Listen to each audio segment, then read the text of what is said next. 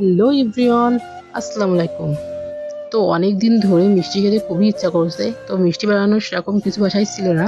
তো তারপর আম্মু বললো, দেখ ফ্রিজে সুজি আছে, সুজি দিয়ে মিষ্টি বানা। তাই আমি বললাম যে সুজি দিয়ে কেমন মিষ্টি হয় নাকি?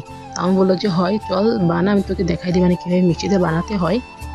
তো আর কি, যেই কথা সেই কাজ, বানিয়ে ফেললাম মিষ্টি। তো মিষ্টি বানানোর জন্য কড়াইতে প্রথমে দিয়ে দিব হচ্ছে সাদা তেল। তো এখানে আমি সাদা তেলটা দিয়ে দিলাম। তারপর এর ভিতরে দিয়ে দিব হচ্ছে সুজি। তো সুজিটা আমি দিয়ে দিলাম।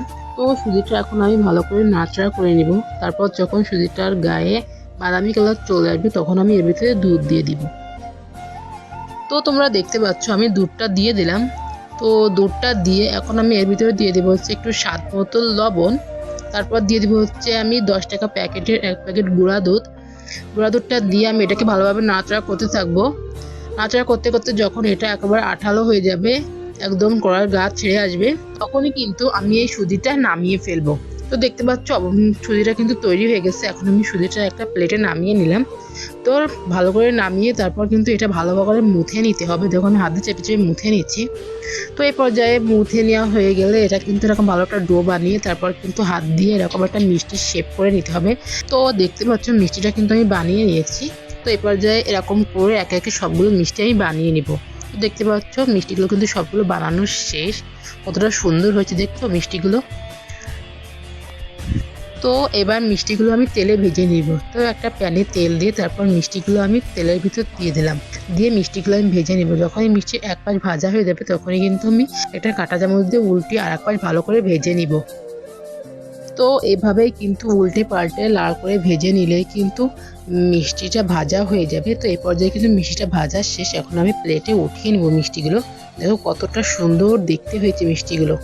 তো মিষ্টিটা কিন্তু ভাজা শেষ। এখন একটা কড়াইতে দিয়ে দেবো হচ্ছে 1 কাপের মতো চিনি। তো চিনিটা দিয়ে এখন দিয়ে দেবো হচ্ছে আমি এখানে 2 কাপের মতো পানি। তো পানিটা দিয়ে এখন আমি এটাকে ভালো করে নাড়াচাড়া করে দেবো আর চিনিটা গলে যাওয়া পর্যন্ত ওয়েট করব।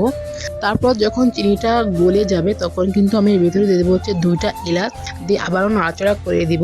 তো এই পর্যায়ে যখন চিনির শিরাটাই বলক চলে আসবে তখনই কিন্তু আমি চুলার জালটা বন্ধ করে দেবো। তারপর গরম শিরার ভিতরে ভেজে রাখা মিষ্টিগুলো আমি একে একে দিয়ে 1 ঘন্টা মতন ঢাকনি দিয়ে ঢেকে রাখবো। তারপর দেখো চিনির শিরাটা মিষ্টির ভিতর যে মিষ্টিগুলো কতটা বড় বড় হয়েছে আর কতটা সফট হয়েছে। আমি তো মিষ্টিটা হাতেই নিতে পারছিলাম না গাইস, এতটা ফুলে নরম হয়ে গেছিল মিষ্টিগুলো।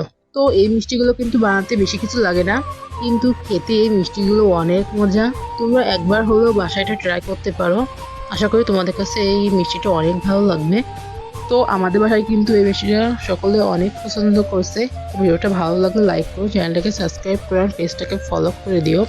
আর অবশ্যই কমেন্ট করো, কিন্তু তোমাদের কমেন্ট আমাকে অনেক উৎসাহ দেয়। তো আজকের ভিডিওটা এই পর্যন্ত দেখাবো নেক্সট কোনো ভিডিও। এই পর্যন্ত ভালো থাকো, সুস্থ থাকো অ্যান্ড আল্লাহ হাফেজ।